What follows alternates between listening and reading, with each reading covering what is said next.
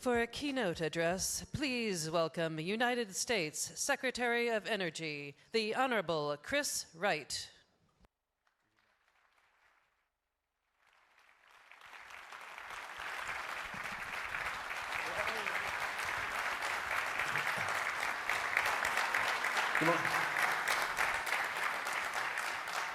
Good morning, everyone. Thank you for being here at this fabulous Atlantic Council event. Energy is the most important industry in the world. And I can say that without qualification and without any reservation, because every other industry, whether it's artificial intelligence or manufacturing or your Little League baseball team, every other activity is enabled by energy. Without energy, all the other industries are impossible. So the quality of the energy system, the affordability of the energy system in your country, in your state, in your region, it's what enables or sets limits on the economic activity and the quality of life possible. So energy is just central. The previous administration, the Biden administration, didn't get this. They thought energy was some necessary evil that they wanted to constrain and shrink and hopefully eventually shrink globally. That to me is just to totally miss the boat. 1 billion people live fulsomely energized lives like all of us in this room. It's awesome. We love the modern world. 7 billion people, they want to live the lives we live. Fly around the world to conferences and events and wear fancy clothes and always be in climate-controlled rooms. That's pretty awesome. 7 billion other people want what we have, and God bless them, they should and they will achieve that. But the only road from here to there is massively more energy. We need to take energy for what it is. It is life. It is the enabler of our lifestyles, of our businesses, of our futures. The Trump administration was all in on that, and in the campaign, all in on what is the answer? The answer is more energy, more abundant energy. And what does energy dominance mean in President Trump's terms?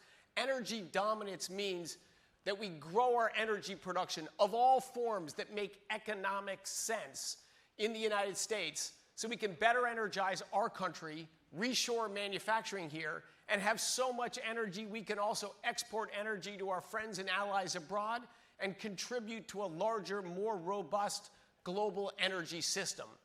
Fortunately, that's gone strikingly well. United States oil production, natural gas production, all-time highs by a fair margin.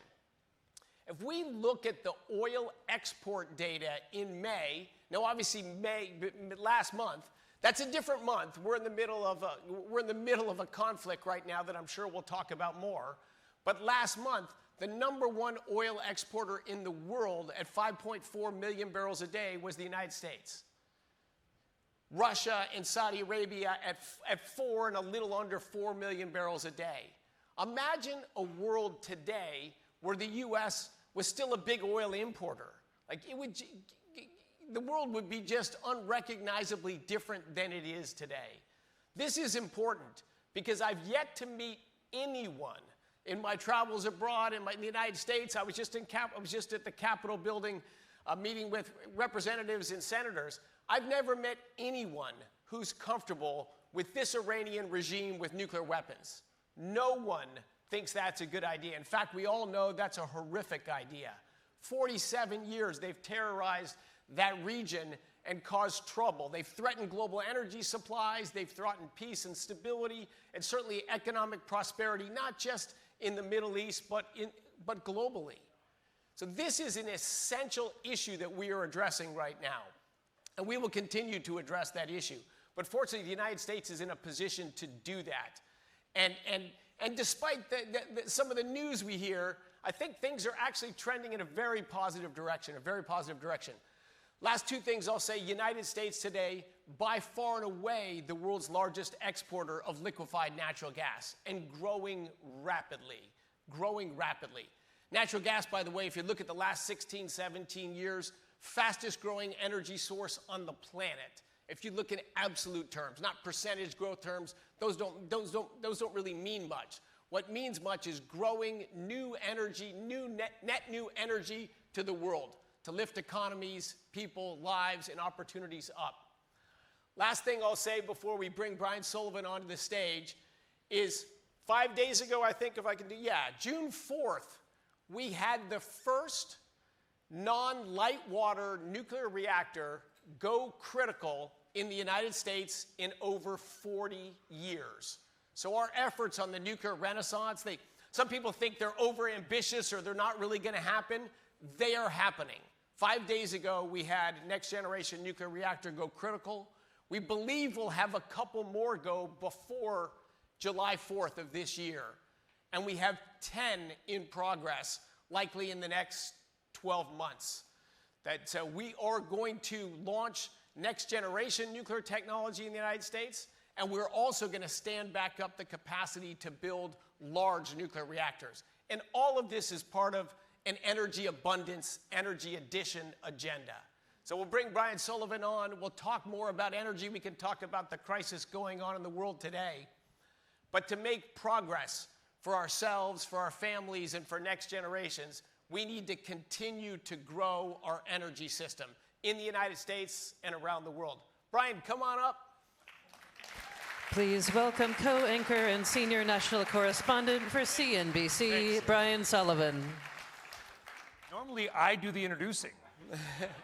So I'm honored. I didn't realize we're in the blame the media part of the introduction. I'm part of the media. Mr. Secretary, it's a real pleasure to see you again. Thank you. Tough to follow up on the amazing discussion between Sheikh Nawaf and my good friend Halima Croft. That was really important and timely. So awesome, as always, Halima. Thank you. Thanks for everybody for coming. Let's give her a big hand. And it was so timely because the headlines today, the top story on CNBC right now is obviously about the president, hopeful, speaking last night about oil flows, Iran, a deal. The entire world, and not everybody's been negative. I want to be clear. There have been some people that have been a little more optimistic about ship oil flows. I know there's things you can't talk about, Mr. Secretary, but can you give us an indication of where ship traffic through the Strait, not just kind of around in the Gulf, through the Strait is today relative to, say, a week ago or 2 weeks ago? Rising. Well, thanks for coming. Rising a lot? Yeah, I would say rising very meaningfully. Okay. Very meaningfully. It's sensitive. I understand that. But the entire world is watching these flows. And the questions that we get on CNBC, that I get personally, often, by the way, from people in this audience, people that are working at major oil and gas companies, is why isn't oil at 125 a barrel when we had the greatest supply shock in 50 years, if not ever? What's the answer to that? I think there's multiple parts to it. One, there's been offsetting factors. You know, right at the beginning, the United States coordinated with 30 other nations to release oil into the marketplace. That's what a strategic petroleum reserve's for. It's not for managing prices or helping election results. If you have interruptions of flow of crude, then we release flows of crude, and we announce what we're going to do. And by the way, in our releases, we've not sold a single barrel. We swap barrels. We deliver oil today in exchange for more barrels later than we're swapping.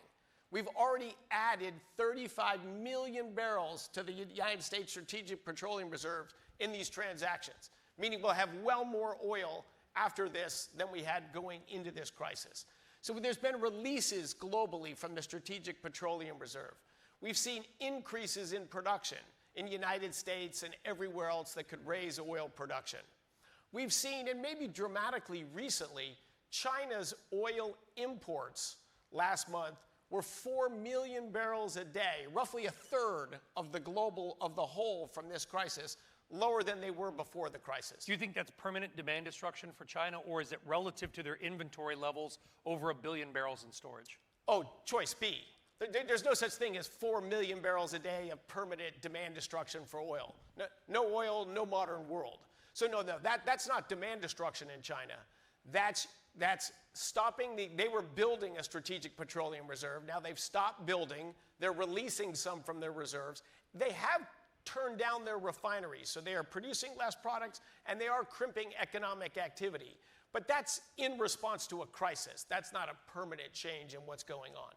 There has been price-driven demand destruction, particularly in lower income and lower middle income countries that have reduced economic activity or reduced the use of oil in response to the price signal.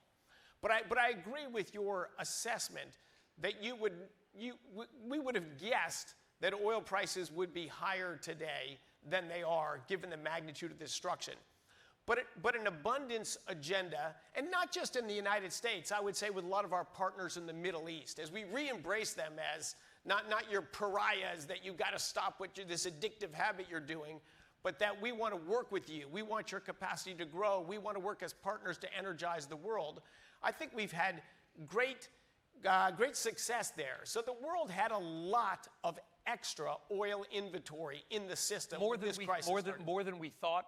More than we thought. Because I think it's fair to say that many in the oil market, not everybody, but many in the oil market, have been a little bit surprised by what appears to be kind of a sanguine reaction. I mean, we're at 90. I'm not saying 90 is nothing. 90 is a lot higher than it was a year ago, Mr. Secretary, as you know, but it's not 125. It's not 150. And those arguments can be very easily made about why we should be at 125. I think there was also a belief or an understanding that we had a plan for this crisis. This crisis is really about one thing. I mean, it's about Iranian regime cannot have a nuclear weapon. And of course, we've also degraded their ability to build missiles, to build drones, to build other weapons. This is a regime that is just invested all of its earnings, not in its people, not in prosperity, not in diversifying its economy, but in making a massive armament system so it can threaten its neighbors and threaten global energy supplies. You could see uniformity in the region and around the world about who's the greatest threat to global peace and security, who's the biggest killer of Americans in the last 20 years. It's Iran. I think the oil markets, and again, I don't want to, everybody in this room probably is the oil market or energy market, so I should just defer to all of you, but we don't have that time. The entire oil market is kind of watching what Halima asked Sheikh Nawaf, which is, what are your estimates for the ramping up? Once, let's root for peace, we get some lasting peace. I know ship traffic, according to the Secretary of Energy, is rising. I could take that away. Yes, it is. How fast can this ramp back up to some semblance of normalcy? That is now the question the markets, I think, are paying attention to.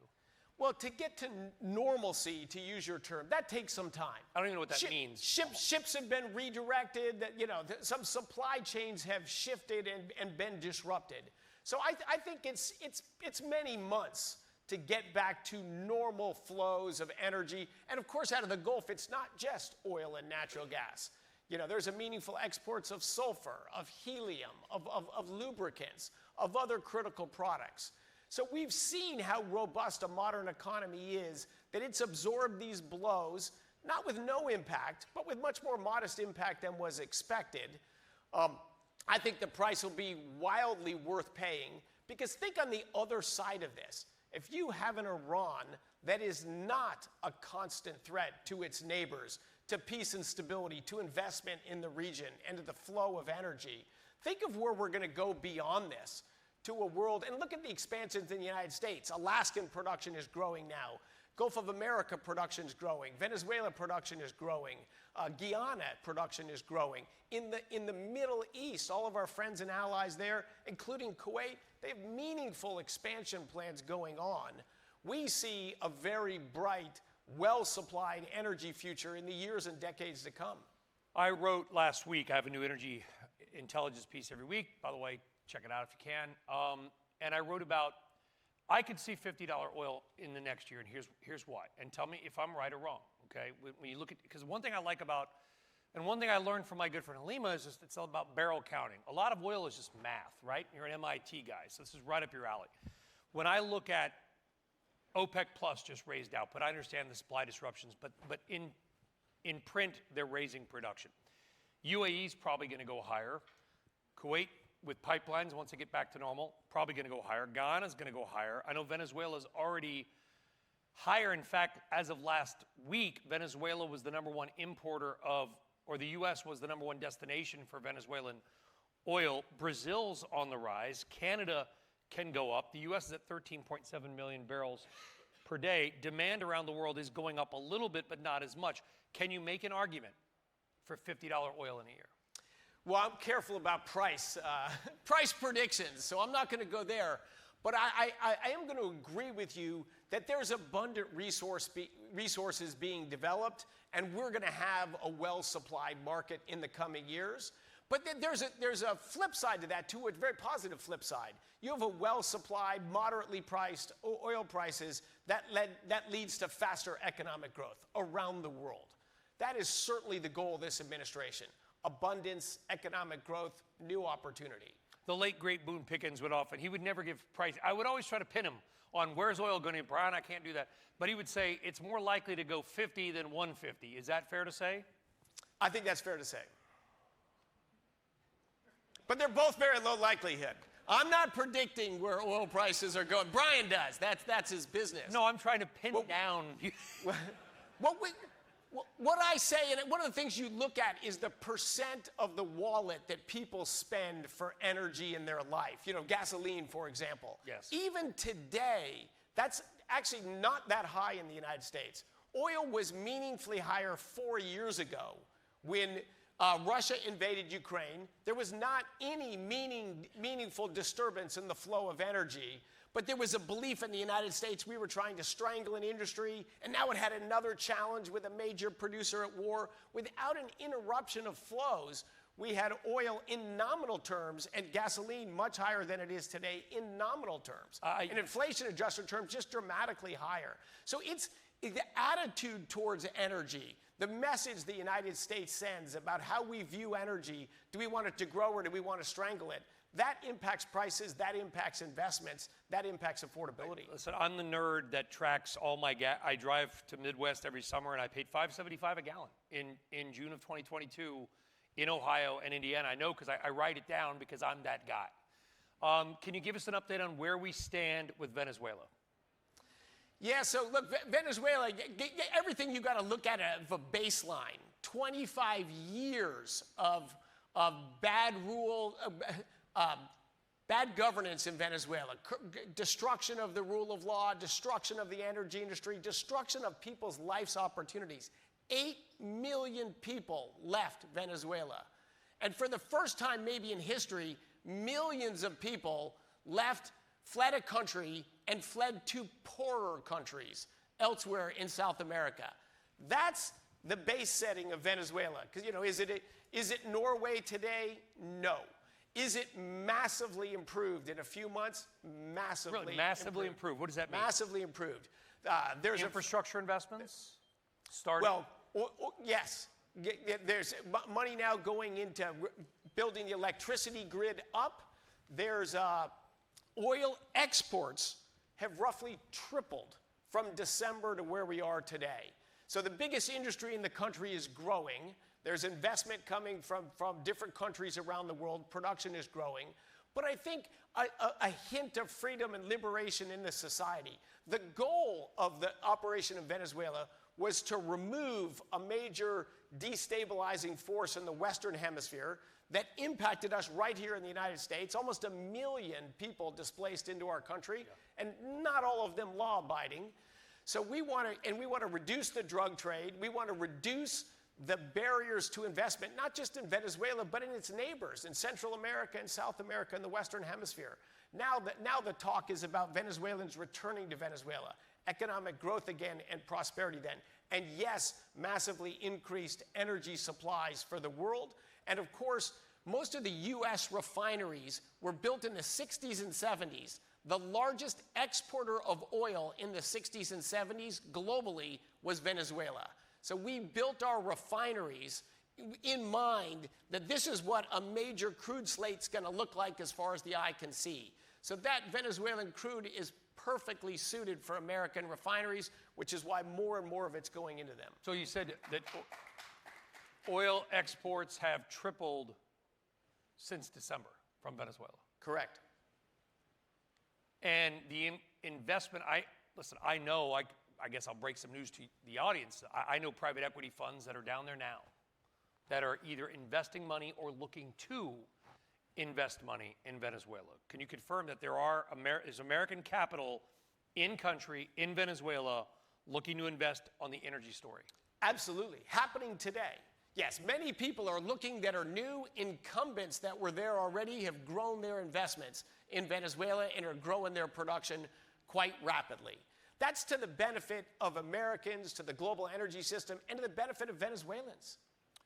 So, we were both just in California, my original home state, and I love California. California now relies more on imported oil than any time in its history. It's hard to believe, but if it wasn't for Iraqi oil, Algerian oil, Libyan oil, California might have shortages. There are giant ships sitting off the coast of LA and San Francisco filled with Middle Eastern oil that came around Argentina because they're too big to go through the Panama Canal. The suspension of the Jones Act has been a big deal. And the Jones Act, for those of you that may not be familiar, it's a 100-year-old law to protect shipbuilding in America, where basically a U.S. ship, you have to, if you're going to ship from Houston to LA, you've got to use a U.S. ship, but we know now there's almost no U.S. ships, so you got to literally take a ship from Houston to like Barbados, switch the oil, and then bring it back to Los Angeles. I think we can all agree the technical term for that is stupid. Is the Jones Act going to be repealed permanently? Would you do it if you could? Well, let me say, I don't want to get in front of any politicians there. There's a few but, around. Be careful. Yeah, there's a few around. But of course, it has been enormously helpful to suspend the Jones Act temporarily. There's been gigantic ship traffic, as you just said, from the U.S. Gulf Coast, where we have products, to California, the West Coast, up the East Coast as well. Enormously helpful in a time of shortages. And California is a greater, broader story that you and I have spoken about before. It's sort of the previous administration energy policy. We don't like the energy industry. We want to strangle it. We want to demonize it. In fact, Gavin Newsom has called me, as I've celebrated the growth of our oil and gas production, I'm bringing us back to the Stone Age, and he's modern and cutting edge. The United States gets almost 74% of our energy just from two things, oil and gas. They just dominate the American energy system. In California, it's even greater. Over 75% of all the energy consumed in California comes from two things, oil and natural gas. Yet they've done everything possible. They used to produce 40% of American oil, 40%. Today they produce less than 2% of American oil. But yet their economy, their state, runs on oil and gas to a larger percent than ever before. So all they've done is said, well, we're not going to use our own oil and gas, and we're not going to use that stuff from Texas or Louisiana either, because we don't want to build pipelines or infrastructure. Well, are pipelines going to be built? Because there's people actively looking into building pipelines from Houston and St. Louis to California right now. Absolutely, absolutely. The largest supplier of crude to California before this conflict was Iraq. Now, I love Iraq, and they've got a great energy system, but does that make any sense? With the United States, a massive net exporter of oil? Yeah, California, almost 2/3 of the oil they consume comes in from overseas, right? And what's the benefit they get? Well, they get to pay $1.50 a gallon more than everybody else on average in the United States does. They did the same thing with their electricity grid. They pay massively higher electricity prices than Americans as a whole. And what's the biggest source of electricity in California? Natural gas. What's the second biggest source of electricity in California? Imported from other states, which means coal, gas, and hydro. I think the previous governor's father was a natural gas importer, to be honest with you. Jerry Brown, I believe. If my history, somebody can correct my history. So my point there is, to be honest and to be pro-energy and pro-humans is to be the opposite of the governance in California. That's what this administration is about. I don't know why that's... Thank you. All the Arizonans in Nevadans in the crowd are to applauding. impoverish your citizens and strangle the most important industry in the world. Like, where's the virtue? Where's the win in that? Where's the win? Many college degrees. One of them, I believe, is from Berkeley. You're sort of an honorary Californian. I was born there. The first house my parents bought in Torrance was like 3 blocks from a refinery. My dad owned a gas station in Los Angeles when I was a kid. I remember 1979, 1980. For some reason, I was working at 9 years old. Child labor laws. What happened? And there was no gas. And this is a true story. There were men who would get into fistfights because their cars were empty, but they didn't have the right license plate. Yeah.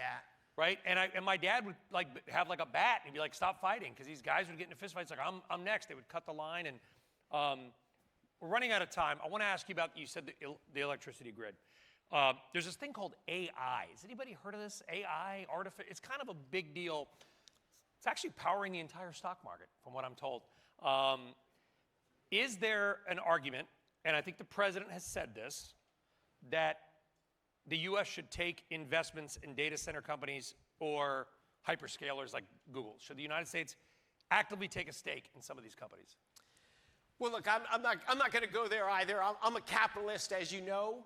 But our focus is how do we help the energy system catch up, the electricity system, so we don't slow the progress of AI. In the last 20 years, the United States has tripled our oil production and doubled our natural gas production and barely grown our electricity production. In China, it's the opposite. But why is that? We can't grow electricity production in the United States? That's this bad governance at federal levels and state levels that's made it so hard to develop new electricity generation. So my focus is fixing that problem so we can grow our electricity production as fast as we can grow our primary energy production, so we can reshore American industry here, and we can make sure the United States, not China, leads in AI. This is important for national security. On the security side, it's important for economic security, and it's going to bring, of course, enormous innovation. We're all going to live longer lives. Diseases that would have killed us if we got diagnosed with them 2 years ago, if you get diagnosed with them 5 years from now, we're going to have treatments for those. It is going to change our lives massively. It's unsettling to some, and I get that. There's going to be disruption, but the benefits are going to be massively larger than the downsides. Let me ask it a different way. And I understand you're not an elected official from Virginia or Indiana or Texas. That said, all the data center fights, right? The grid's going to be overtaxed. Water usage, which is interesting because most have a closed loop on water, but that's a different issue. Would you support, if you had just sort of the power, should the hyperscalers, should the data center builders, data center users, should they pay their own way? Yes. Should they invest in local grids? Of course, and they are. That's the Trump administration ratepayer protection pledge. And the hyperscalers embraced it. We didn't twist arms, they embraced it. They get that they need electricity, they need it fast, they understand the public has fears and concerns about them.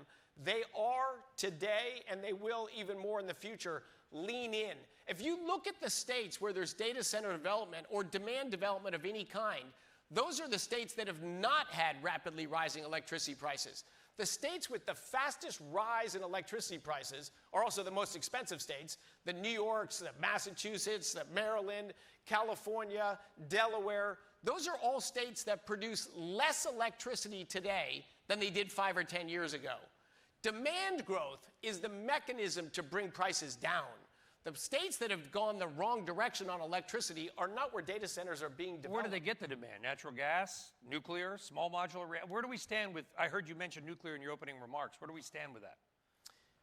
Well, nuclear is the second biggest source of electricity in the United States after natural gas. It's not growing yet, but it will be growing in the next few years. The fuel that will drive data centers and us leading in AI is natural gas. We want everything. We're for next generation geothermal. We are bringing back on retired nuclear plants. We are expanding capacity of existing nuclear plants. We have stopped the silly closing of coal plants, the world's largest source of global electricity for 125 years, and will be for decades more. We're just bringing common sense back. But the thing we can grow rapidly for 24/7 reliable, firm electricity today is natural gas. That will be the biggest new source of electricity to power AI and reindustrialization. But the rate protection pledge, which I know you guys talked about, we talked about it a couple Yep. months ago. These hyperscalers, because there's a huge local pushback, state pushbacks too, some federal pushbacks. There's a building called the Capitol. It's about a mile that way. And there's some pretty important people in that building that are pretty active, saying no more data center construction. End the data center construction because of water use and electricity use. If the Googles, the Amazons, the Microsofts, not mentioning one company, they're all of them.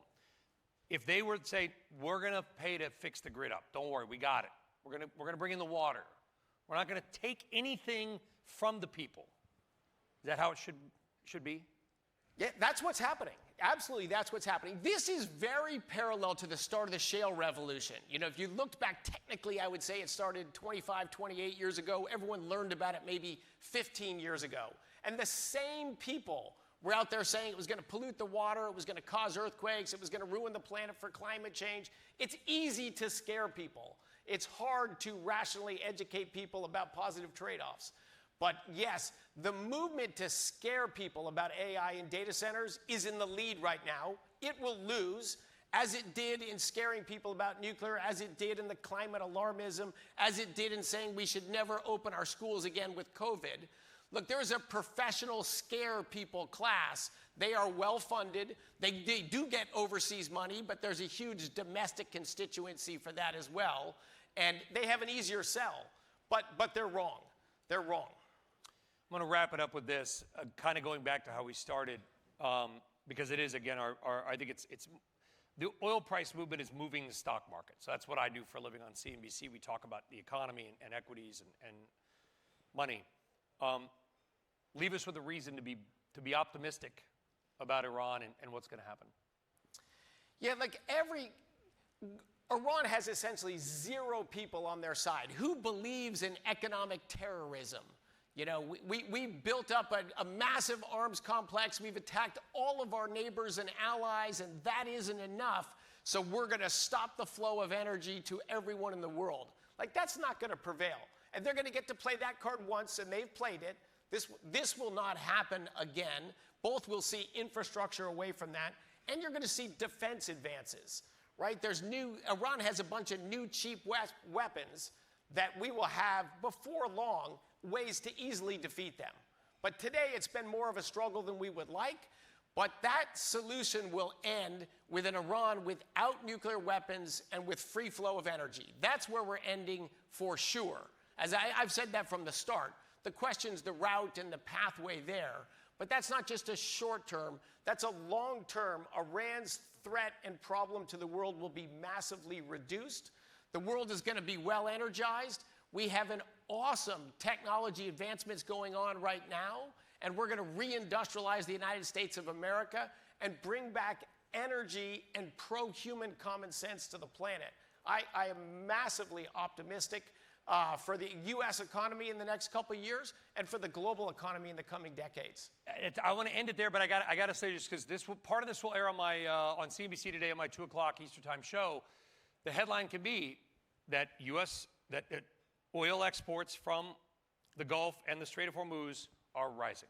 That's a fair statement? That is a fair statement, and will continue to rise. Secretary of Energy Christopher Wright, really appreciate your time, sir. Thank you, Brian. Thank you all. Thank you. Thank you.